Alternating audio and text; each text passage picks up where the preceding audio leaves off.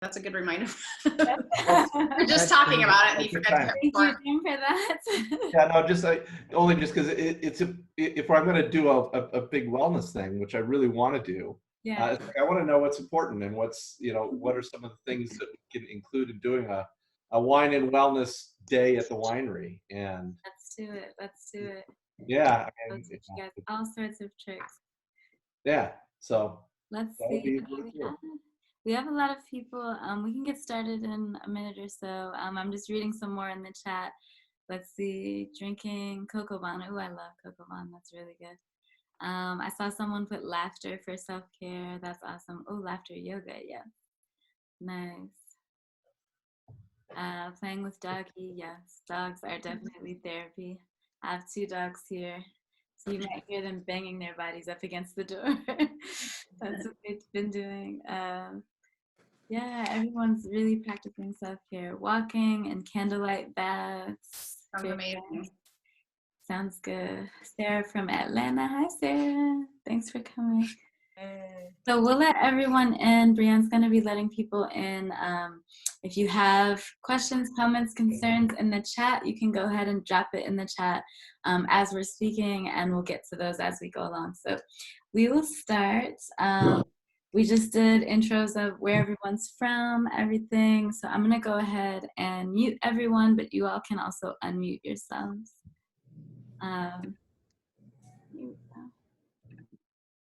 All right, let's get going. So we'll do quick intros for Brianne and I. My name is Stephanie Irazo. I'm the founder of Prana Wellness. So we do wellness in the workplace through yoga, meditation, and breath work. So obviously now with Corona happening, we're not physically in the workplaces, but we're offering virtual wellness. So we're doing a virtual wellness package for employees that they can do at home. We have on-demand fitness classes through an app, and then we also have private sessions for companies to book for their employees. So we're doing yoga and meditation and boot camp classes still.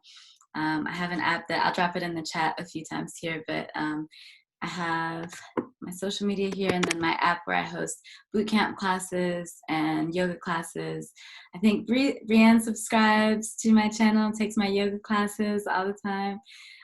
So if you're interested, hit me up there. I'm very active on social media and love learning about yoga, all things yoga. I studied in India, Rishikesh, India, right from the source. So my practice really comes from that sort of foundation. So all things wellness is my specialty. And Brianne and I actually met at Cross Campus. We are members of the same co-work space in LA.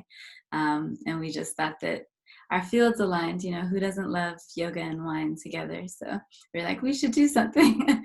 So that's how we met. Brianne, I will give it to you. Perfect. Hey, everyone. For those who don't know me, my name is Brianne Cohen. I live down in Los Angeles.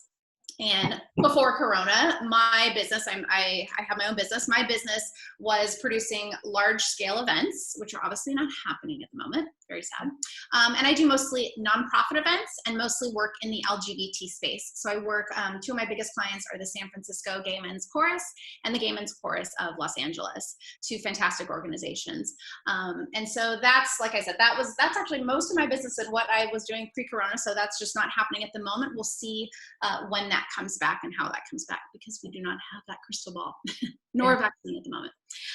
And then the other side of my business is wine education. So in like a 20-second nutshell, I took a few years and a few $1,000s of wine education classes myself. I received a diploma certification from the Wine and Spirits Education Trust based in London. That certification is considered the stepping stone to the Master of Wine. And after I did that, I said, what can I do with this? And so I decided to add the wine arm to my business. So I do wine education. I go into people's private homes and do wine classes for fun, just friends and family and things. I also go into corporate spaces like Stephanie does with yoga and whatnot. Go into corporate spaces and I I do wine tasting as a team building activity. So we do fun things like blind tasting challenges where I take teams and break them up into small groups where they have to blind taste wines against each other. Very fun. And so as you can imagine right now, what am I doing? Not events. I am working on a couple virtual events, a whole new world for me. And I'm also doing virtual vino. So I have taken my wine education classes virtual, and every Thursday night I'm offering classes online. So I do fun, just sort of Q&A, ask me anything type Zoom calls. And then I also do more structured educational classes. So like, for instance, tomorrow night I'm doing a rosé all day class, which I'll talk a little bit about later. So that's who I am. Nice. Thank you, Brianne. So we're so excited to host this. Brianne and I both have some fun things for you guys. So like I said, feel free to drop your questions and comments in the chat, and we will get going. I'm starting off with meditation and breath work. That's what I'll be guiding you guys through today. We're going to do some lessons in meditation and breath work, and then we'll also do some practice. So I'll show you guys really simple things with both meditation and breath work that you can use at home for calm and then also for energy. A lot of people think that meditation and breath work is just to bring you down for calming, but it can also be used to energize you. So I'll go through that as well. The first thing I wanted to touch upon is BLT.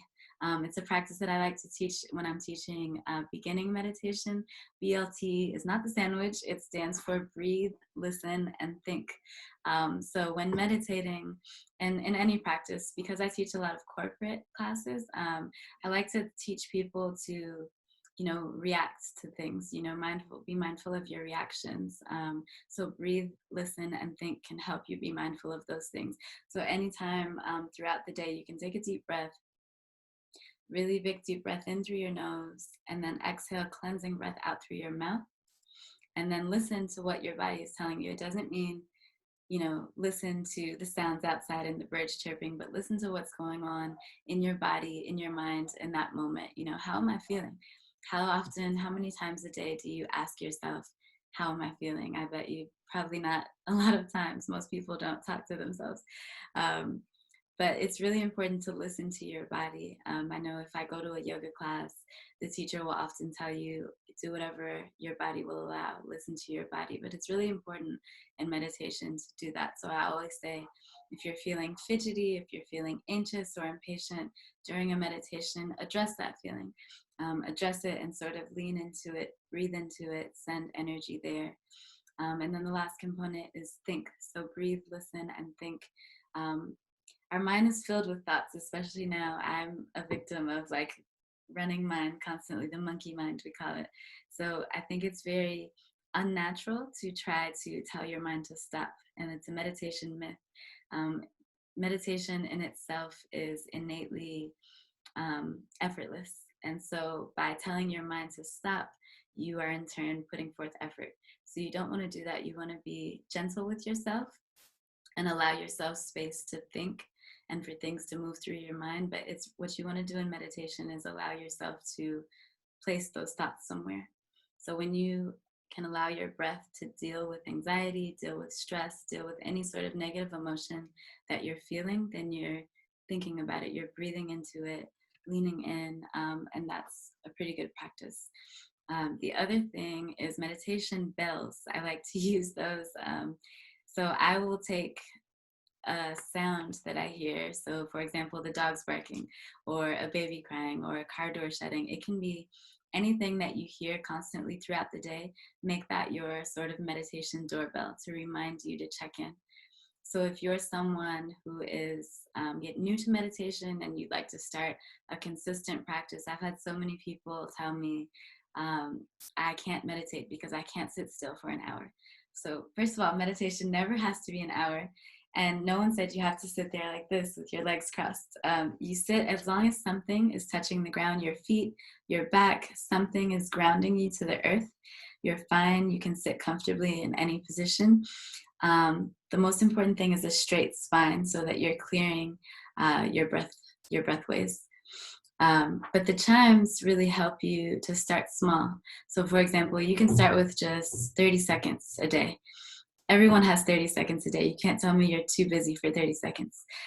So with those 30 seconds, what you'll do is you'll stop and check in with yourself. So you take 3 big deep breaths in through your nose, cleansing breath out through your mouth 3 times, and then check in. Ask myself, how am I doing today? What am I thinking? What am I feeling? Do I have any aches and pains?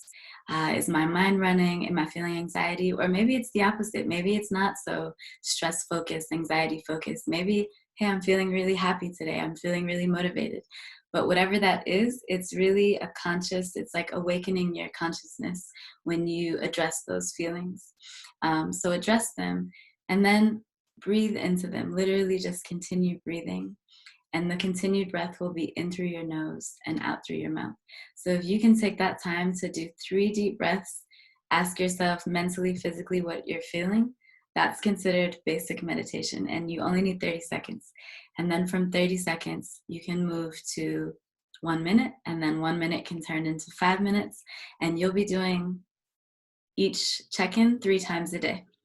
So you can start with 3 30-second check-ins. That's super easy. So report back to me. I'll be asking you. That's your homework.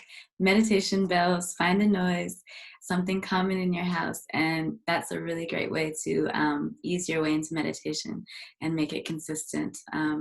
So before we start the meditation, the one thing I want to emphasize to you guys, as if you're beginners in meditation, is to be calm and gentle with yourself. Be patient with yourself. I know it sounds very cliche, but it's important not to get frustrated with yourself if you can't sit still long enough, or if your mind is just running, because it's very human.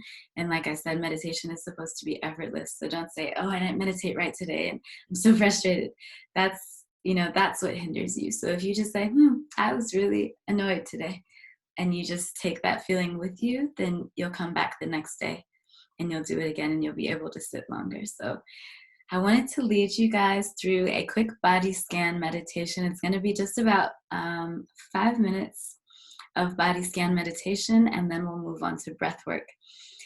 So just find a comfortable seat. It does not have to be in your chair. You can lie back flat on the ground. If that's comfortable, you can stay in your chair, as long as something is grounding you. So your feet on the ground, or your back on the floor, something is physically touching the ground. That's the only thing. And then your spine to be long. So just get comfortable in your seat. We're going to do a body scan meditation. Raise your hand if you've ever done a body scan meditation. I know Shelly has. These are my favorite types of meditations, because as I was just explaining, it's really important to cultivate that sort of consciousness within your entire body and your mind. So with the body scan, it allows you to physically move through your whole body with your breath and just see where the tension points are. So close your eyes, sit up straight, and just start with 1 deep breath in through your nose. Open mouth, exhale. Now that you've seen and heard how I'm doing it, just try to be as dramatic as possible. Really expel all the breath from your lungs. When you take a big inhale, sip in all the air that you possibly can, and then really big open mouth exhale, letting out anything that doesn't serve you. So one more time, big inhale in. Open mouth exhale.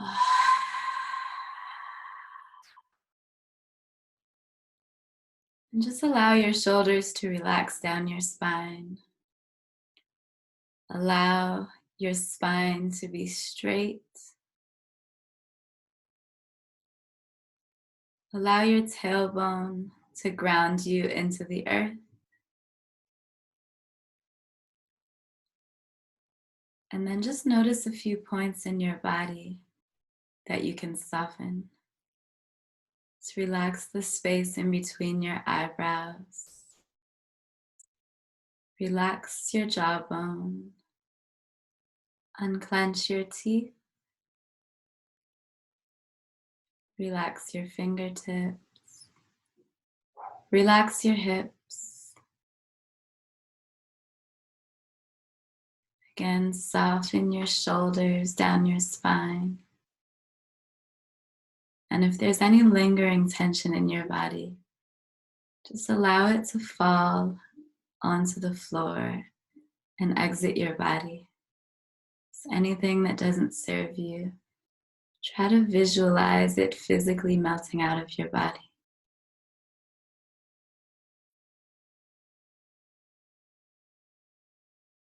And then come to slow, steady breaths in and out through your nose.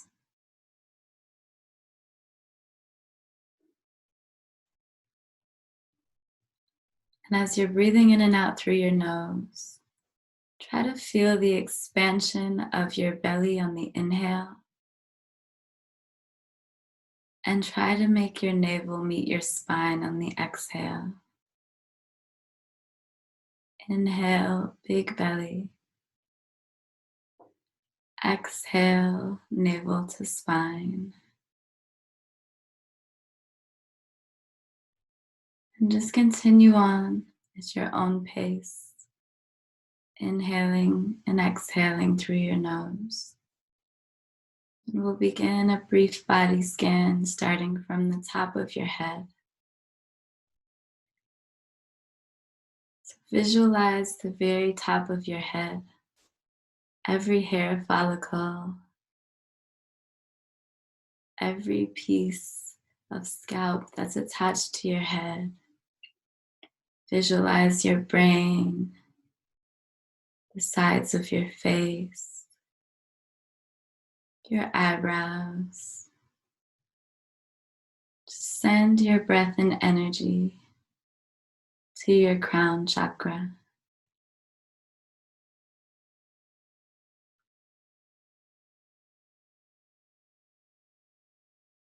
Just breathe into that space in your head.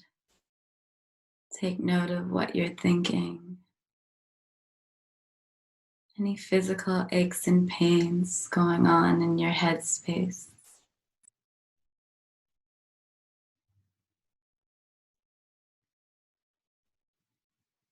And then from your head, move your focus and your breath down to your throat chakra, where your voice and your breath come from. Sending your throat and your lungs a little gratitude for allowing you to speak your truth.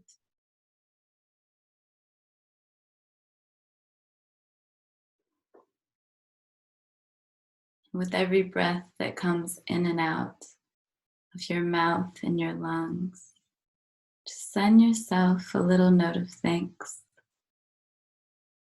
Thank you for breathing with me. Thank you for expanding my lungs. Thank you for giving me a voice. And from your throat, move your breath and energy down to your heart chakra, to your chest. And really sit with this space for a moment. Really feel any energy that you're carrying with you in your chest, your heart area. What are your feelings in this moment? Feelings come from the heart. Good or bad, just acknowledge those feelings that your body is experiencing. Allow any tension that is sitting on top of your chest to melt out of your body and fall onto the floor as it no longer serves you.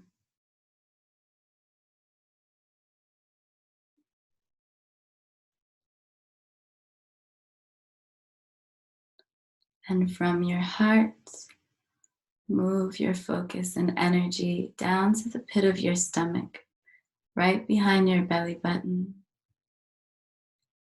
It's your seat of intuition. It's literally your gut. In yoga, it's your pitta, your fire center, your energy. What kind of energy are you carrying with you at the pit of your belly in this moment? Maybe you place one hand over your belly and just connect as your belly expands and contracts with every inhale and every exhale.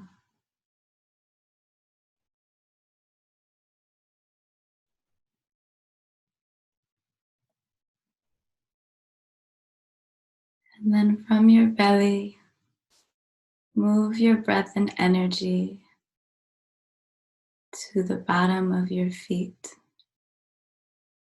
The bottom of your feet see the world every day from a different perspective. They carry you around this earth. Touch things that you wouldn't touch. They bear the weight of your entire body. So send the soles of your feet a little gratitude and breath and energy. Are your feet tired? Maybe you wiggle your toes. Send an extra little surge of energy into your feet.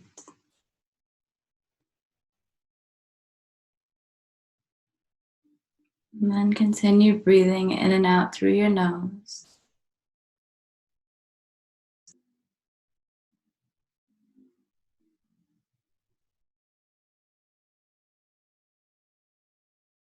Start to bring some motion back into your body.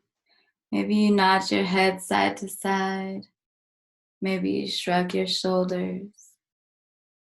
Maybe you wiggle your fingers and your toes and bring that awareness back into your body. And when you're ready, just gently blink your eyes open.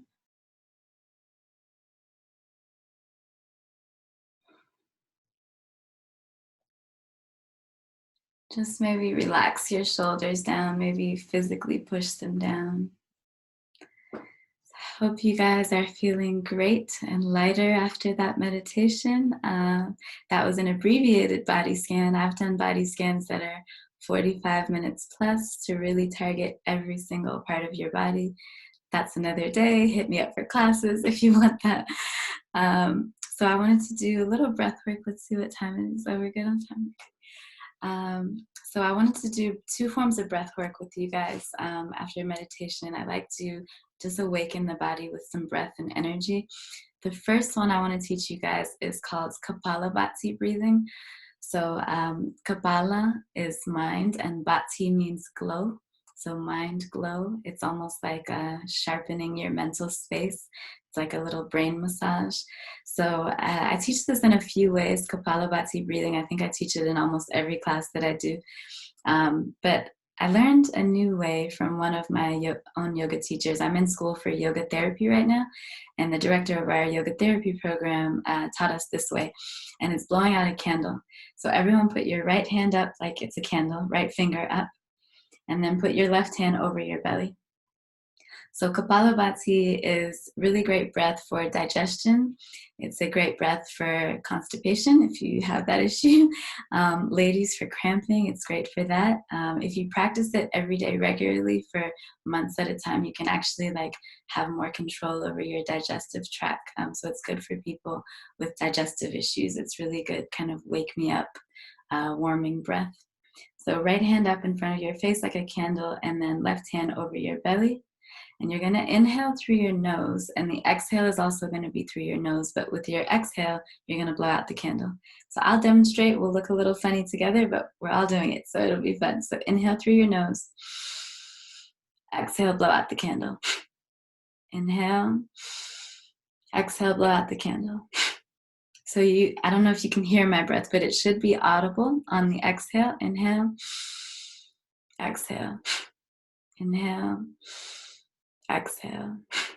So that's the basic steps. We're going to go really slow at first doing that, but the common practice of Kapalabhati breathing is to go quickly, and you should feel the pulsation in and out of your stomach as you are doing this breath. So your stomach will expand and contract, and you should feel that. Eventually you'll get the rhythm of it and it will go faster.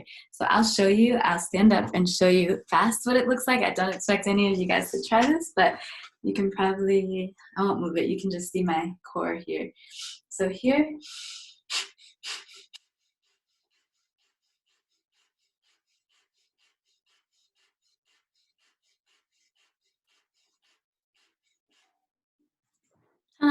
So that is the long version of Kapalabhati breathing. You can work your way up to that if you're just starting. If you're a pro at it, be my guest. That's really fun and it's a really energetic breath. But we're going to start here with our candle. So everyone up again. We'll do it a couple of times. Inhale, exhale, inhale, exhale, and then just go at your own pace.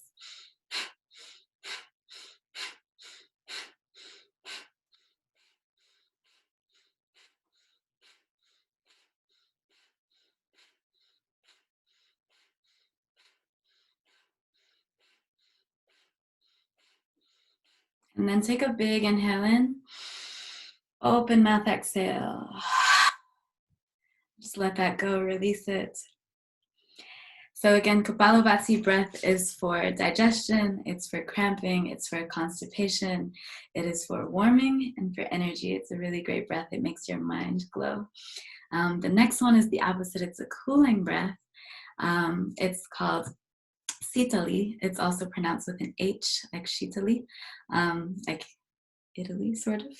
But it's called Sitali. And there's two ways you can do it. A lot of people teach it with the curved tongue, but I'm not that gifted. I cannot curl my tongue like that. For those of you that can do that, be my guest. But it looks, the curl tongue thing. I'm not good at it. But so for everyone else, the normal folks, oh, good job. For everyone else, we're going to do it through our teeth. So, if you're like mad at someone and you're like sucking your teeth like this, because no, I don't do that. But we're going to breathe in and out through our teeth. So you should feel a cooling sensation going in and out of your teeth. So I'll show you what it looks like up close.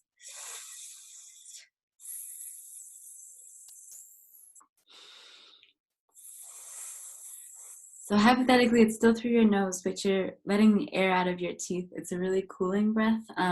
This breath is good for calming down, obviously cooling off, calming the nervous system down. It's good for anger. If you're struggling with like anger, frustration issues, this is a really great breath. So let's sip in the air.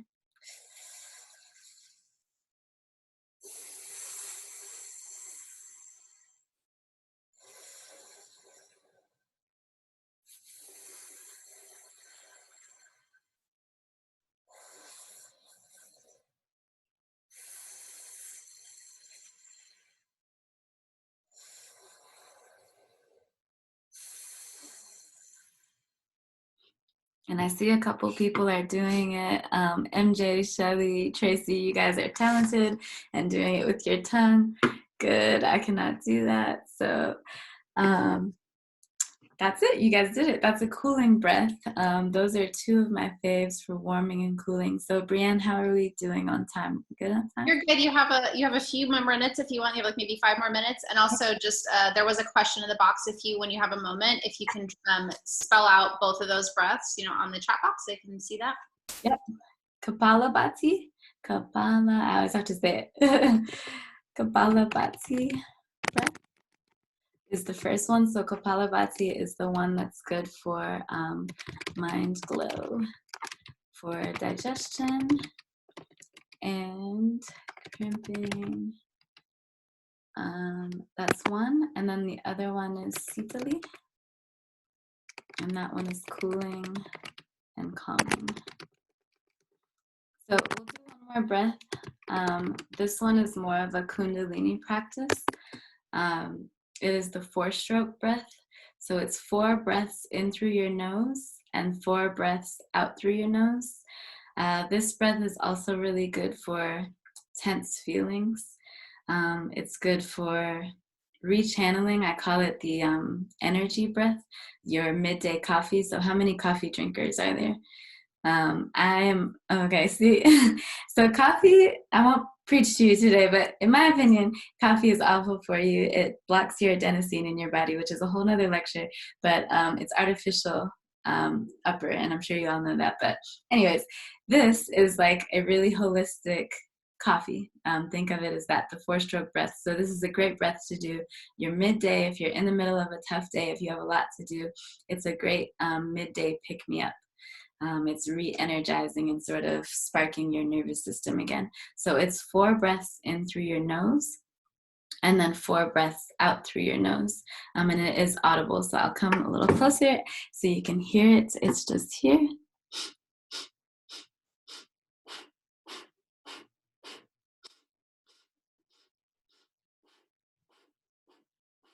Easy. 4 in, 4 out through your nose.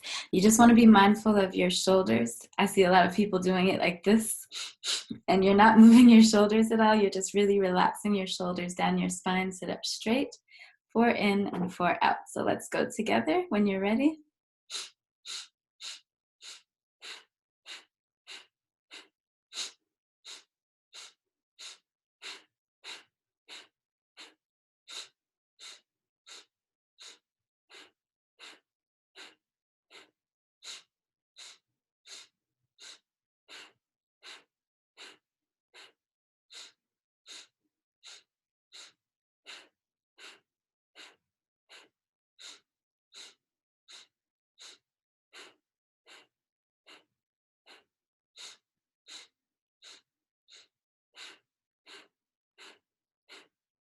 And then big inhale in. Open mouth, exhale. And I forgot to mention, this breath is a pituitary gland activator. So anyone know where your pituitary gland is? Bonus question. Pituitary? It's at the base of your brain. So it's like right here at the back of your head.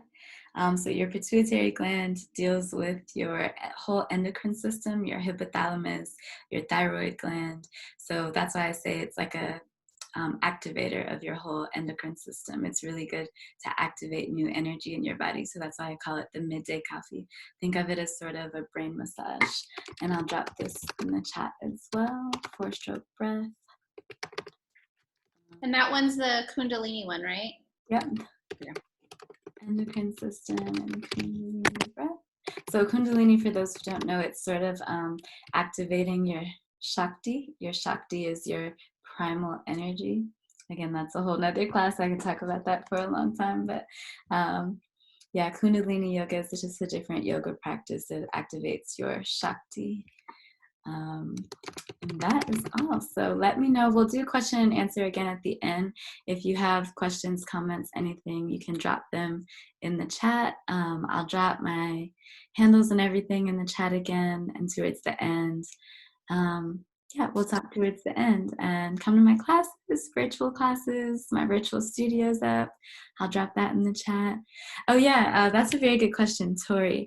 How do I not get lightheaded? So I get that question a lot, actually. When you are doing meditation and breath work, it activates, it literally brings up feelings. It sounds corny, but it's literally bringing feelings up through your chest and through your throat. So sometimes people may feel nauseous. They may feel a sudden burst of like, oh God, something's happening. I've heard that they feel high, that they feel dizzy, but I promise it's sort of like a phantom dizzy. The only thing you want to be really careful about when you're doing this is if you have unusually high blood pressure, then you don't want to do so much of the warming, activating ones if you have really high blood pressure. But otherwise, that sort of phantom dizziness feeling is common. Or if you're drinking wine, I'm just saying. Yes. But it's common. It will literally bring up your feelings. So depending on how you're feeling that day, the meditation or the breath work can make you feel dizzy. It can make you feel calm, excited, all the feels. But whatever you're feeling that day, I encourage you to like lean into it. And whenever you're finished with the practice, try to sit for 30 seconds and just sit still and let all the feelings kind of come over your body. I've had people cry in meditation because it's physically bringing things up. So that's all for me, folks. I'm going to leave my stuff in the chat. We'll take questions at the end. Thank you guys for doing all the silly things with me. Appreciate it. And I hope you're feeling lighter. And then Brianne will give us some wine for our wellness. And I'm going to start my wine. And then Stephanie, I think you were typing the name of that third one. I don't see it in the box, so I wonder. Yes, I'm finishing that one. 4-stroke breath. Okay, She said. Sometimes it goes, to La La Land. So yeah. I just wanted to. Cool. Well, first of all, Stephanie, your voice is so calming. So I'm so relaxed right now. I think this is the most I've ever been relaxed in the summer class. I'm just like, hey guys. Thank you. Cool. So I think we're all obviously familiar with the chat box because we can utilize that as I go and chat about wine. So if you guys have any questions, just like how Stephanie said, please drop them in the box. She'll call them out to me if I'm kind of in the middle of something, or we might have some questions at the end. So usually when I do these virtual wine classes, and this is obviously a different topic, no matter what the topic is, my goal is always to help you drink better, whatever that means for you. That doesn't mean more expensive, just drink better and up your wine game. So I hope you learn something. You know, that's always what I like you to leave with. And then today especially, the idea is that I can share some wine tidbits with you that help bring healthfulness to your wine drinking, whatever your wine drinking habits look like. You know, right? We're all a little different, and quarantine's been kind of unusual, right? So first of all, to start, what's in my glass? I am drinking the Benzinger.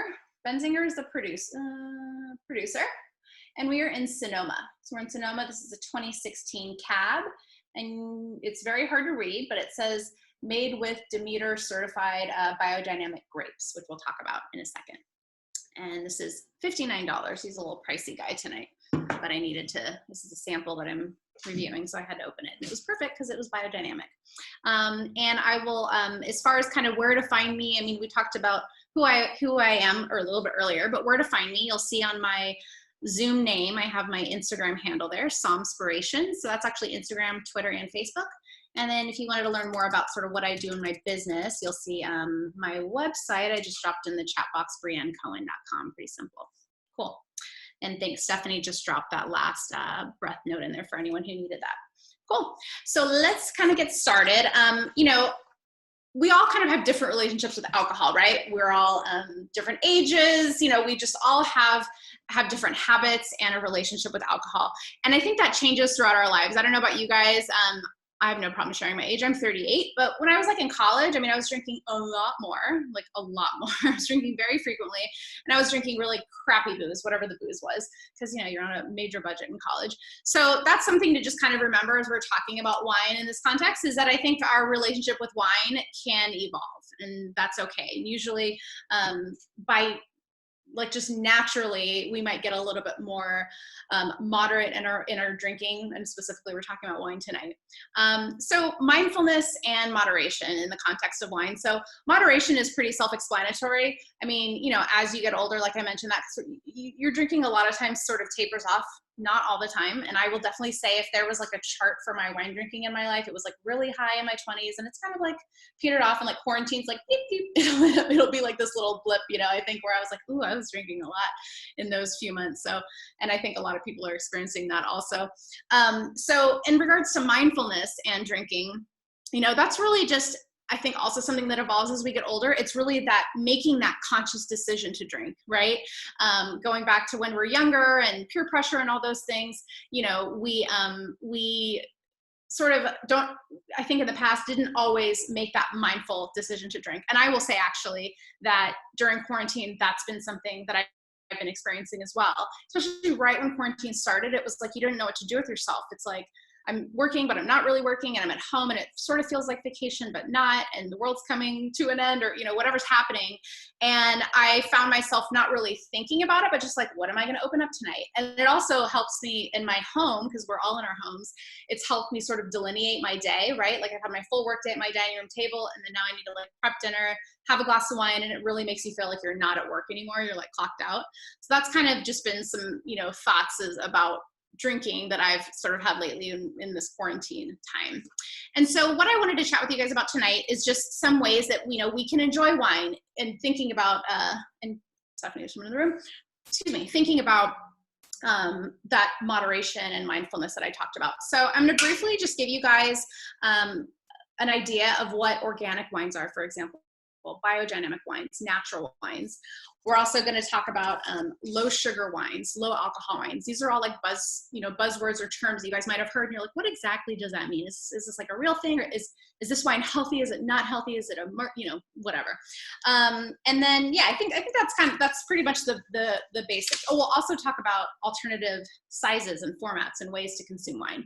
So organic wine, I mean, I think most of y'all have heard of it because it's very similar to organic food, right? I think we kind of understand things when in context of food. With wine, people get a little weird and they're like, I don't know anything about wine, but organic wine, you can, as you can guess, pretty much just means that there are no additives in the wine. So I have my little lister because I always forget all the words. Things like fertilizers, fungicides, pesticides, GMO, all those things. So if you see the word organic on a label, you can have a general idea that there are no additives in the wine. There are, and the little asterisk is, but there are some allowed. So sulfur, for example, is a chemical that is used. It's used as a preservative in wine, and it's really difficult to make wine without sulfur. So very low levels are allowed, and you'll see that throughout as we talk about the other styles of wine and types of wine. So, and also in regards to organics, there's like 2 ways that a wine can be organic. I actually wish I had a bottle to show you. You can see a bottle that says made with organic grapes, or it might just say certified organic. So made with organic grapes means that just go back to the food idea, not wine. When you're growing the grapes, like in a field, agriculture, farming, we're talking about none of those additives that I mentioned, right? And so you can assume that wine, those grapes, do not have any of those additives in them. When they got to the winery, that's a different story. So that's essentially saying in the winery, when the wine was made, there could have been some other additives and things used. So made from certified organic grapes or made from organic grapes is only like part of the story. It's still a step in the right direction, but just so you're aware of that. When you start seeing things like certified organic, there's like little seals. Every region, Napa, Sonoma, everybody has all their own little seals and little regional councils that determine what organic means. And there's actually also a certified organic for the US that is like really difficult to get. So it's a more federal certification. But as a general rule, so when you see organic stuff, organic on a wine label, you have an idea that you're really talking about no additives. And like I said, it's definitely a step in the right direction. And the alternative, so every wine that doesn't say that is essentially a conventional wine. So it's similar when you have the organic apple and the conventional apple. So there could be pesticides used, different additives and chemicals added in the winery, which goes to one of the things I just wanted to bring up. We've all fought, the government has fought hard, and we now have labeling standards, right? So when we buy food and when we're at restaurants and things, it tells us all the ingredients, all the nutritional information. The same is not true for wine. And it's kind of a polarizing topic. There are people in the wine industry who make wine who are on both sides, because like I mentioned, you sort of have to include some things like sulfur. That's almost a requirement to preserve a wine and make it shelf stable, right?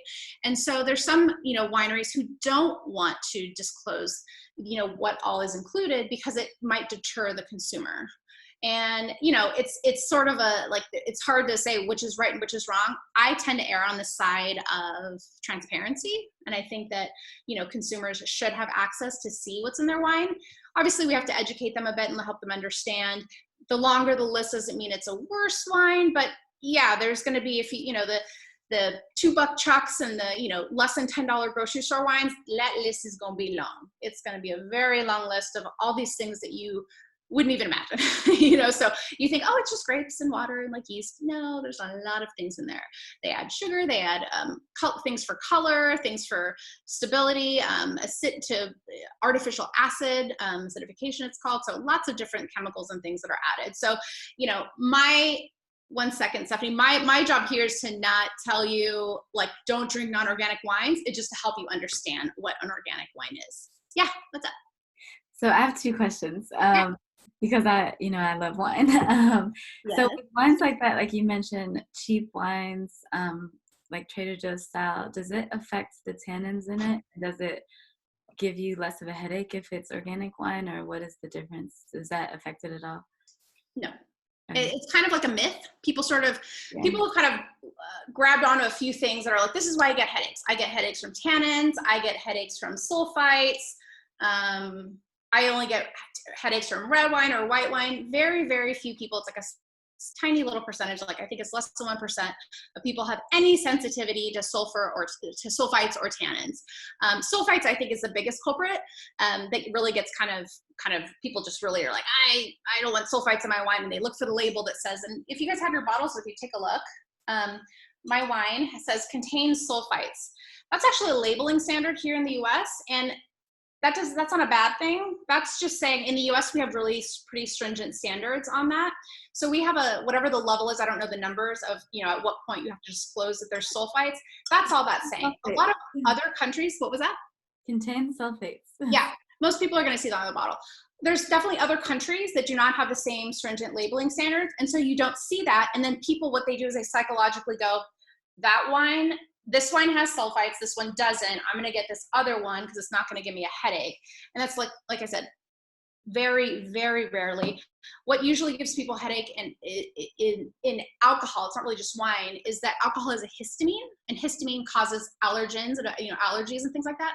And that's usually what that is. I challenge anyone who thinks they have a sulfite allergy to test out dried fruit. Dried fruit, the levels of sulfites used in dried fruit is like 1,000 times more than wine. So go to Trader Joe's, get like a little bag of dried apricots or something like that, and just enjoy them and see if anything happens. I mean, obviously, it's not like a peanut butter where, you're gonna like collapse or anything, but you'll notice, do you get any kind of weird things happening? Any nasal issues? Do you get a headache or anything like that? If you don't, you have zippity-doo-dah allergies to sulfites. So. Very interesting. Thank you. The other question was, so the difference with older wines, because this one I just found in the closet, and it's actually a vintage Merlot. It's 2007. So is there a difference, like, with the grape taste? Obviously, vintage wines, get finer with age. But what is the taste quality difference with those older grapes?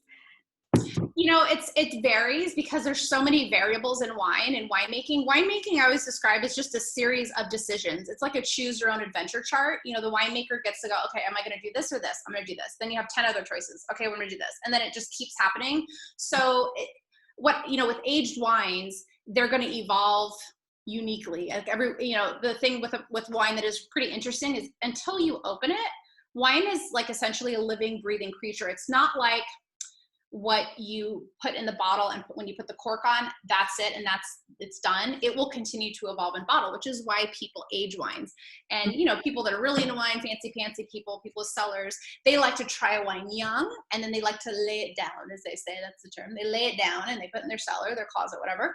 And then they bring it out, in 5 years, in 10 years, or maybe they buy a case and they try it over time and they'll see how it evolves. So it's not an indication of quality. It's just that it's a fun experiment. It's fun to just see what happens to that wine. So that 2007 you had tasted different every year. You didn't get to try it, but it would have tasted, it would have been evolving.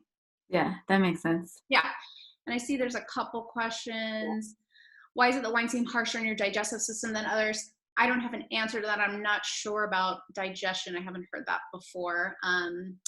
Ashley, when I was in Europe, I didn't get any hangovers or headaches after drinking wine. I was in Greece and Italy. However, here I do get headaches.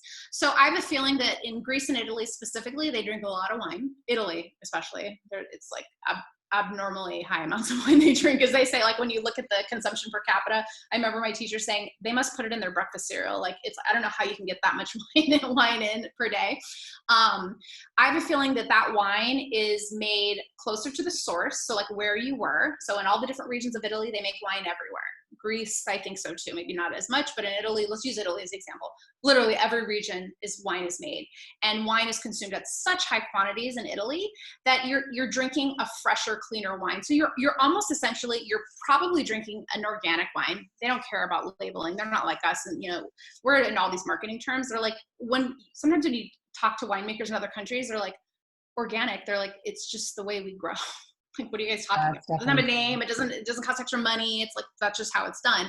Not everywhere, for sure, especially as time goes on and climate change and whatnot. But I have a feeling that your wines, those wines you were having, were sort of like the local table wines. And I remember being in Italy too, and like the restaurants, it's like they literally will have a barrel in the back. They buy them directly from the winery. They have a barrel and they just fill your carafes and bring them to the table.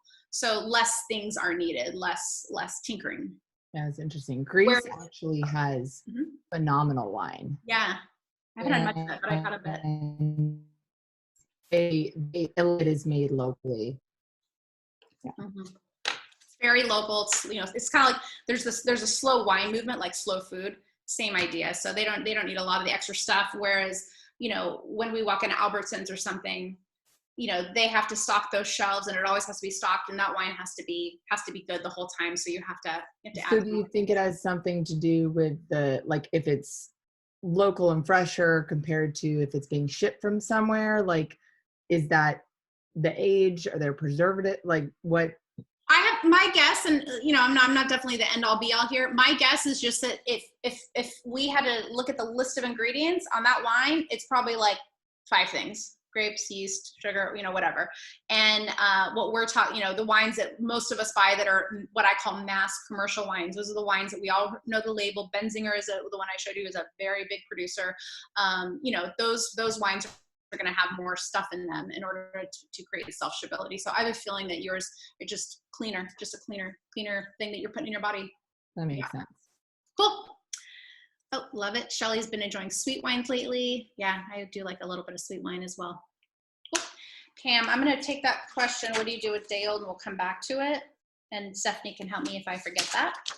Cool. So let's continue on. So we talked about organics, biodynamics. Has anyone heard of or had a biodynamic wine? Kind of it's not as common as organics, right? Cool. So biodynamics, the thing that most people attribute to biodynamics, and you guys might have no idea what I'm talking about, but maybe there's one or two who's like, yeah, I've heard of that. You know, you imagine this wizard sort of in the vineyard, and they bury a cow horn full of manure in the vineyard on the full moon and do like a rain dance or something. I don't know if that sounds familiar to anyone, but that's kind of like what people think. It's like this woo-woo way of making wine. I don't believe that, but you know, to each his own, and that's okay.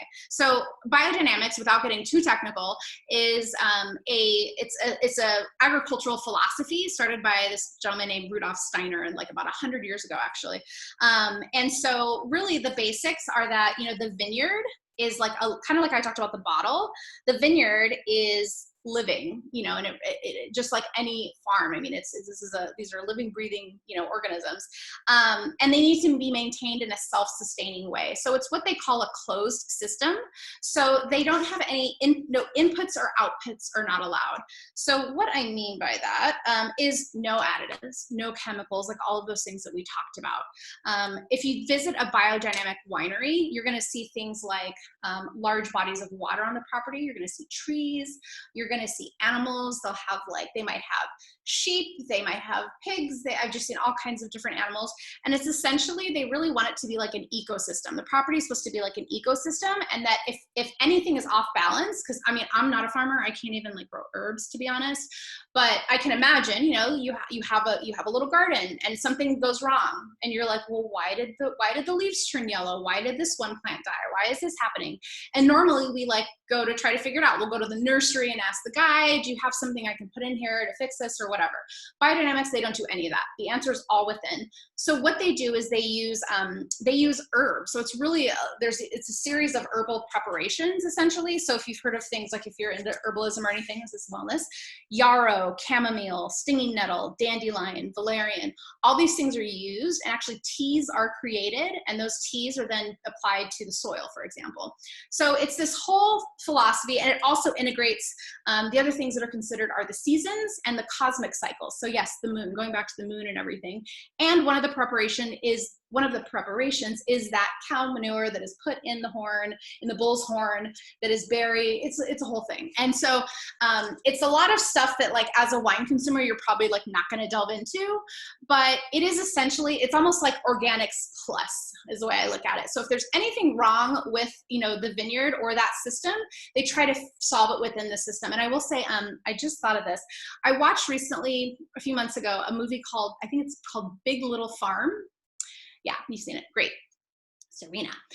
Big Little Farm is fantastic. Big Little Farm is the story of this couple. They were in like Santa Monica a few years ago, and they just decided to quit their, like, you know, city lives, buy this farm a couple hours outside of LA and turn it around. And they essentially turned it into, I believe it's biodynamic. It might be organic. It's not vineyard. This is not wine related. This is just farming. And they filmed the story of them doing this over like 8 years. I mean, this is like a total labor of love, and you see the transition, and you see how they took this like dead, barren land and turned it into this beautiful, flourishing ecosystem. So that's kind of, you know, it's kind of hard to say, okay, after everything I just said, what does that mean for this bottle? So like I mentioned, this wine is made with certified biodynamic grapes. So this, you know, the Benzinger property is, I think they've been biodynamic for about 20 years. And organics plus, that's kind of like what I wanted to leave you with, is it's something to just consider. We're talking about wellness and ways to enjoy wine more mindfully. These are all just decisions you make. You know, it's like when you're at the farmer's market, actually no, the farmer's market's all organic. When you're at the grocery store and you have all the regular produce and then you have the organic section, it's a series of decisions. So we're like, okay, well, the artichokes are $8 in the organic section. I'm only gonna go for the $2 ones in conventional. So we have to make our decisions. Organic and biodynamic wine does not have to be expensive. One of my favorite organic and biodynamic producers is Bonterra. Type that in here. Bonterra is found at major grocery stores. I definitely know they're in Whole Foods, and I think they're in like Kroger, I believe. And they're 11 to 15 bucks, and their wines are solid. They're actually, I believe, the largest holders of biodynamic land vineyards in the US. So that's a great tip. Doesn't have to be expensive. So that's what I'll leave you with biodynamics. It's a little woo-woo. It's definitely a polarizing topic in the wine world. Some people are like, oh, I'm just don't even want to deal with that whole moon cycle and all that. But I think it's interesting, but I'm definitely on the woo-woo side anyway, so it makes sense. Cool. Natural wines. Anyone heard of natural wines? 1, 2, 3, 4, 5. Cool. Let me just see. I'll let Stephanie tell me if there's anything I need to know, but I'm just going to move on. So natural wines, as you can imagine, with a broad term like natural, and I know we've kind of been through that with foods, right? When things just say natural or the commercial says natural, it's like, what does that mean? You know, it doesn't. There's no certifying body or there's no legal definition for the term natural. So I'll start there. This is just a series of philosophies that winemakers and producers take in order to, you know, decide to make a natural wine. And this is really the translation, I think, for y'all to understand is what we call low intervention wines. So remember I told you the winemaker has a series of decisions. He's doing the choose your own adventure, he or she, doing the choose your own adventure situation, trying to decide what to do. So with natural wines, they try to limit the number of decisions. They're like, whatever Mother Earth gives us, whatever the vineyard gives us, whatever the grapes give us, that's what we're going to work with. That's kind of like the overarching philosophy. So there's like four basics to natural wines that most producers adhere to this. And it's usually not something you're not going to see a label that says this is a natural wine. It doesn't really say that. It's more that the producer just markets themselves that way. So you might see it on social media. You might be at a wine shop and there's like a natural wine section, or at a restaurant and they'll have a natural wine, you know, part on the menu. So natural wine is generally organic and or biodynamic. And so we're experts on that. So we know what that means. Natural wines generally use only wild yeast. So to make alcohol, I won't get into like what that entails because that's science. To make alcohol, you need yeast, and you can either use conventional yeast, you know, like our little yeast packets that we can't find at the grocery stores these days, or you can use wild yeast, wild, natural, indigenous yeast. And in an environment, there are yeasts. And so those can be plucked out and cultivated, and that becomes your wild yeast. So they use wild yeast, and that just creates more interesting flavors, which we'll talk about in a second. Technically, no fining or filtration is used. So when you're at a wine shop or somewhere and you see a natural wine, it generally appears cloudy. So I know some people here have taken my Wine 101 class. That's one of our first steps, is we're looking at a wine and we're determining, is it clear or is it cloudy or hazy? And if it's cloudy or hazy, it could mean that something's wrong with the wine, like literally something's wrong with the wine, or it could mean that it's a natural wine and it just wasn't fined or filtered, which, you know, means during the winemaking process, there's some byproducts that are created and that are usually filtered out, like with cheesecloth almost, you can imagine, or a colander, you know, those are just removed. So we have a nice clear bottle to look at. So those wines generally tend to be cloudy, murky. And no additives. So we talked about organics and what that means. So that's kind of a natural wine situation. So biodynamics is probably the hardest. I mean, they're all, actually, I won't say that, because biodynamic is difficult because it's like organic plus, right? The natural wines it's tough because you also can't do all these additives. So what happens if what Mother Earth gave you that year is crap? What if it was bad weather? What if your grapes broke and had fungus in them? There's just all these things that can happen. So there's a lot more risks in natural winemaking, but some say that the rewards can be very high. So for you guys to take, that was a little educational, but to take it out of that and just to think about, okay, do I want a natural wine? What is a natural wine about? Natural wines tend to have like sour, funky notes to them. So if you tend to skew your flavor profile, like what you like, sour, which I do, I love citrus is like my favorite thing, lemon, kombucha, sauerkraut, like all those things, you might be in a natural wine. So it's, some people call it like the kombucha of wine because it is a bit sour. If you like sour beers, test out a natural wine, you might find something interesting there. Does the wild yeast make it like that natural flavor, that spice? Yeah, because yeast is kind of a funky thing anyway, right? Yeast gives funky notes. Like when you think of yeast, when you're making bread and you have the dough under the towel and it's rising, yeast like smells sour, right? So that can be translated into the wines. And then Brianne, Pam wants to know, where is Bonterra from? Mendocino. Mendocino. Mm-hmm. Thank you. Yeah, I visited the vineyard. It's lovely. Cool. Okay, cool. So let's switch gears. So low sugar, low alcohol. So the things we just talked about are more like concrete, organics, biodynamics, natural wines. We talked about like what that all means. Low sugar and low alcohol are generally just marketing terms, right? So low sugar, so table wines as a general rule, as far as sugar content, and I'm not talking about low sugar wines, I'm just saying wines in general, any wine that is dry, not sweet, the residual sugar, the amount of sugar in the finished wine product, usually ranges between 1 and 10 or so grams per liter of residual sugar. And like if we had tech sheets on everyone's wine, I have mine, I wonder if mine says it. Oh, it doesn't give that much detail. It's interesting because if we looked at all of our wines, somebody might have a 2 gram per liter, 6, 8, 10, whatever it is. The people who say low sugar and are touting low sugar are just saying that. There's plenty of people that are not. So they're not doing anything differently, really. I mean, yes, they are probably intending, that winemaker, when we're talking about series of decisions, is sitting there going, okay, we need to make a low sugar wine. That's what we're calling it. So he is definitely going to make sure that that wine is fermented as close to dryness as possible. The residual sugar's low, so that they can get to a number that they want to tout, whether it's 2 grams per liter or whatever they want to say, so they can be like, we're a low sugar wine. So that's what low sugar means. Doesn't mean much to me because I kind of know too much, but it's just okay. But there's so many other ones on the shelf that could easily fall in that low sugar spectrum. So pure marketing. I don't think it's a bad thing. I think it's an indication, going back to our choices as a consumer, if we're watching our sugar for whatever reason, or that's our thing, then sure. If you find wines that say low sugar, test them out, see if you like them, and you might enjoy them. But just know that there could be other ones out there for you too.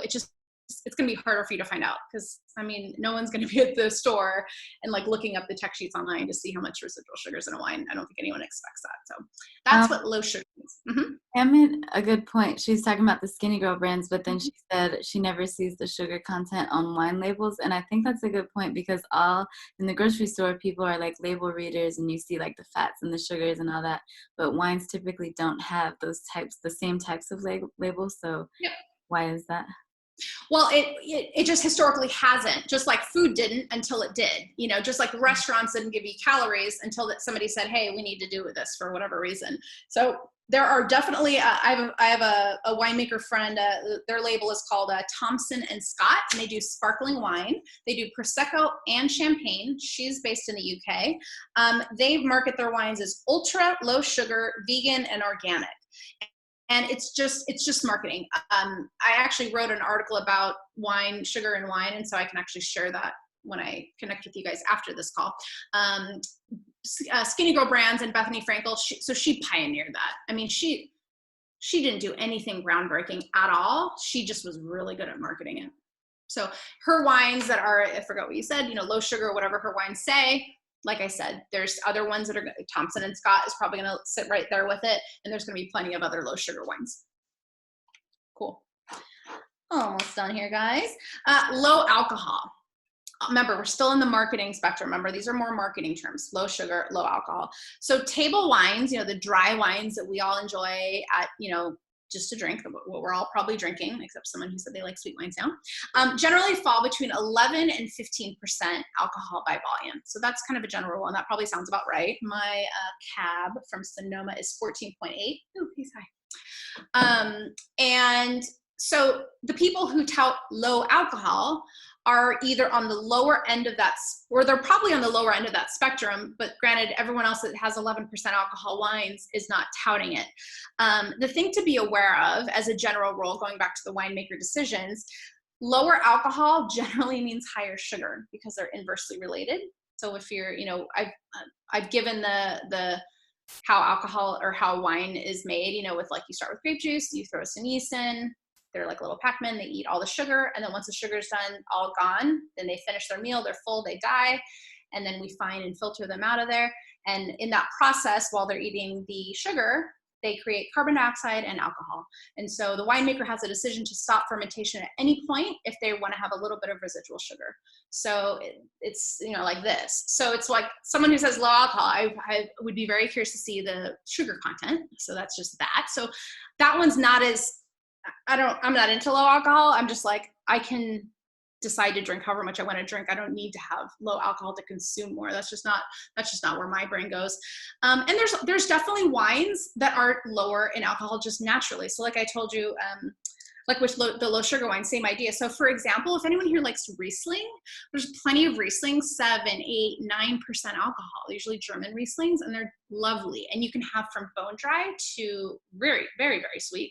But Riesling can generally be vinified at a lower alcohol. So that's just something to think about. Moscato d'Asti, things like that are low alcohol. There's a few different, some Frisantes in Italy that have that lower alcohol. So low sugar, low alcohol, more marketing than actual substance, in my opinion. You've got the organics, you've got the biodynamics, you've got natural. And then the last thing I'll say before we wrap up here is that, I want to talk about sort of packaging and, how we drink wine. This is obviously how most of us drink wine. We've always known this. This is about 24, 25 ounces. So it's, depending on how heavy your pour is, 4 to 5 glasses of wine. So we're talking about wellness and moderation and all those things. And so sometimes what happens, right, is that we open the bottle, we're like, I'm just gonna have a glass and I'll have, the rest tomorrow with my husband or whatever. And then, you're watching a show and you're like, well, that turned into 2, 2.5, whatever it is. So it's, this is just how my mind thinks, but that's just something to think about. When you open a bottle, that's just a consideration. If we're talking about moderation, it's like, okay, do I want to open this bottle? Am I committed to this bottle? So that's where, things like half bottles come in handy, although I just don't see them a lot. They're pretty expensive as far as I understand. I've heard that from producers. They're just really expensive to produce and market, and they don't sell enough of them. So it doesn't really make sense to do half bottles, even though it'd be lovely because half bottle is like 2.5 glasses. So it's a perfect like single serving if like that's all you want. That way you don't feel like you have that whole bottle open. But this is where, this is a gimmick that I actually am like totally behind, which is canned wines. So, this is like, to me, it's like self-moderation, right? So let me just give you guys, first I'll scare you and then I'll make everything good. So this is Bonnie Doon, which actually they just sold, so they're not gonna make this anymore. This is one of my favorite wineries up in like Santa Cruz area. This is their sparkling fizzy red. What's great about this is that you're in a can, so you can take it somewhere. Before Corona, we could go everywhere. We could go to the Hollywood Bowl, the beach, whatever. It's lovely. What most people, and this is the size of like a Coke can. So just so if you guys can't tell, this is 375 milliliters. This is half a bottle of wine. So a lot of times people think I'm having a can of wine, like I'm having a beer. First of all, beer is like what, 4 or 5, 6%. This is 13%. And this is 2.5 glasses. So it's not an even trade. I actually learned this the first time I had canned wine.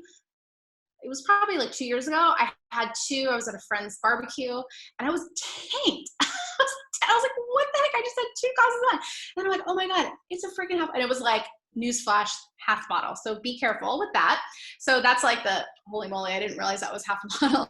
But a lot of the producers are getting smart and they're doing this shape. So this is kind of like, I think like a Red Bull sort of size. This is Day Owl Rosé. I'm a big fan of this guy. I just posted about him last week. And then this is their new packaging. Because actually, yeah, they had last summer, they did this size, and now this summer they're doing this size. This is 250 milliliters. So this is 3 of these as a bottle. A little bit more, like understandable, right? So yeah, so just something to consider. It's just like, there is nothing wrong with canned wine. That's something I always like try to tell people. People think, oh, is there something wrong with wine with a screw cap or canned wine or, whatever it is. And it's like, no, if it works for you, it works for you. And there's actually some really fantastic canned wines. These are two that I happen to really like. So this can just kind of help you on your like moderation journey. If you're like, you know what, I don't really trust myself, on a Friday night, I might open this and like, be tempted to drink the whole thing. I do this guy. And I actually, my little trick is that I use my wine glass. So I actually pour it, I don't pour the whole thing because it's going to be like to here or whatever. I pour it like it's 2.5 glasses, and it's psychological. Because if I'm drinking this, it does feel just like one drink. But if I put it in this little guy and I refill it a couple of times, I feel better. And I'm like, okay, I don't need another one. I'm not gonna polish off a bottle tonight. So, yeah, I think that's my story, and I'm sticking to it here. So, there was a question about tartar in wine. Shelly had a question: is tartar the ingredient that makes wines vegan, and what ingredients like would make a wine not vegan? Because most people, I think, when they hear vegan wine, they're like, how could it not be vegan? Yeah, it's confusing. Usually what makes a wine not vegan, and also same thing, marketing. Not everyone is using this. So not everyone screams from the rooftops, my wine is vegan. So just because they say vegan, it's not like there's other people that are vegan. And it's usually, I'm glad we talked about it, fining and filtration. So when you fine a wine, so it's like F-I-N-E, means that, like I told you, you have the dead yeast, after the little Pac-Man eat everything, they're dead in the wine. You've now the grape juice has turned into wine, hallelujah. And it's going to go through, it's going to age in the barrel or stainless steel tank, whatever it is. And you're going to have sediment and all these little dead yeast cells and some other things. And you need to essentially strain the wine, just to give it like layman's term. You need to strain the wine. And so, sometimes an animal product can be used for the straining. Like I mentioned cheesecloth or a colander. I'm totally spacing on what the animal product is. It's like I think it might be like a stomach lining of an animal. I can't remember, but it's, because it's porous, they can pour it through, and it's the finest, pores, which is what they want because you don't want to lose any wine. And the other piece is egg whites. So a lot of times egg whites are used because, not a scientist, also for full disclosure, you can put the egg white in the vat, and egg whites in the vat, and actually the sediment is attracted to it. And then they pull it out from that. So those are ways in which a wine is not vegan, usually in the fining and filtration. I do not know the vegan alternative. She said tartar. Maybe it's like, I don't know. I actually don't know. We'll have to Google that one after. Do you guys have any more questions? You can drop them in the chat, and Brianne and I will take your questions on either wellness or wine or whatever we talked about today. Do you guys have any questions for us? And someone asked about the canned wine. So we have Day Owl Rosé. Yes.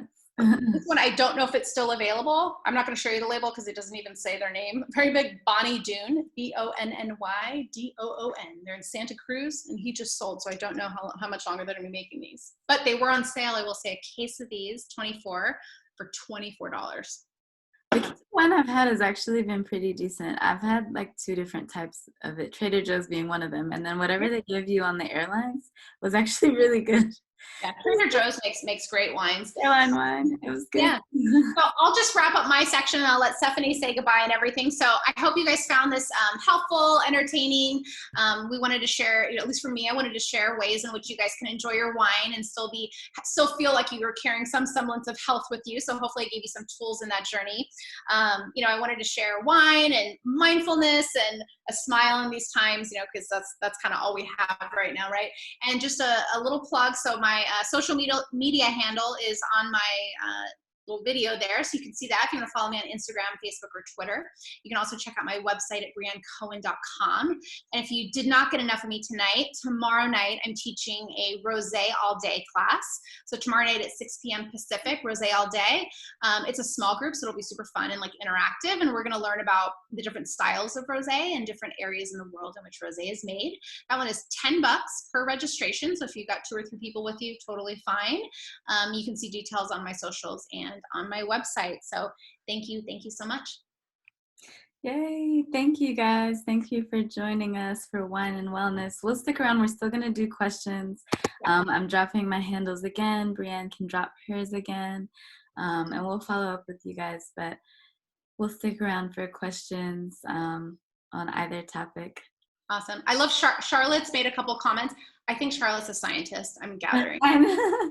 I was She's like, oh, this is it's like very scientific. I'm like, I love it because that's not me. I was like, positive last time. okay. Yeah. What else? Anyone have anything else?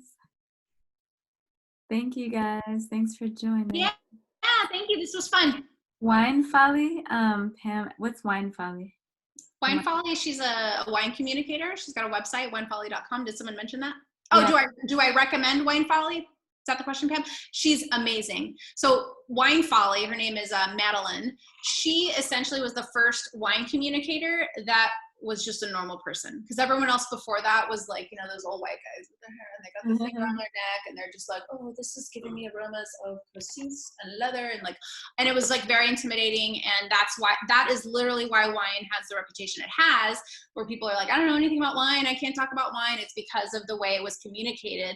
And so Madeline, I consider her like I look up to her because she was the first one who was like, you know, I'm like a 20 or 30 something year old gal in Washington State, which is not like this, you know, she's not from Bordeaux, France, right?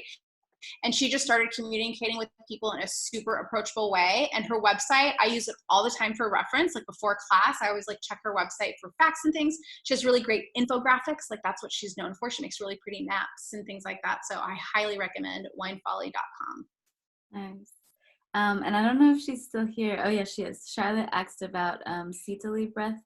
I put it in the chat. It is cooling breath. So Sitali was the one we did through the teeth.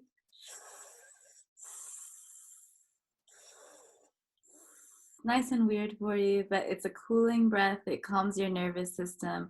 It's really good for anger or any type of frustration you're dealing with, but it's supposed to calm you down. And it's in and out through your teeth. Well, technically through your nose, but you're doing the sip of air through your teeth, and it should be audible. So that's a really great breath to use. And if you're talented, use your tongue and just do the thing I can't do and fold your tongue. Shelly, can you demonstrate the tongue? Oh my God, I never was watching like this. Yeah, I cannot do that. But if you can do that, that's how it goes. It's through the tongue. The little taco. I always remember it like a little taco. Yeah.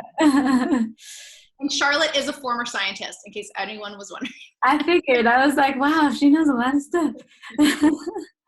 And then Pam said, we started a wine club, Cowgirls, celebrants of wine girls. How can we do a wine Zoom tasting? Yeah, let's talk.